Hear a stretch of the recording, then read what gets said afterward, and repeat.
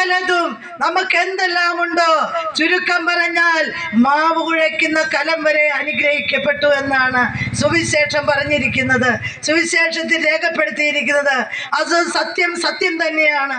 കർത്താവ് പലയിടത്തും പറയുന്നു, സത്യം സത്യമായി ഞാൻ നിങ്ങളോട് പറയുന്നു, സത്യം സത്യമായി ഞാൻ നിങ്ങളോട് പറയുന്നു എന്നാ പറഞ്ഞത്.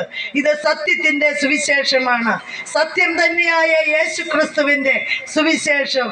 ഈ സുവിശേഷം അതുകൊണ്ടാണ് മർക്കോസിന്റെ സുവിശേഷം 16-ാം അധ്യായത്തിന്റെ 15 മുതലുള്ള തിരുവചനത്തിൽ ഇപ്രകാരം പറയുന്നത്: നിങ്ങൾ ലോകമെങ്ങും പോയി എല്ലാ സൃഷ്ടികളോടും സുവിശേഷം പ്രസംഗിക്കുവിൻ.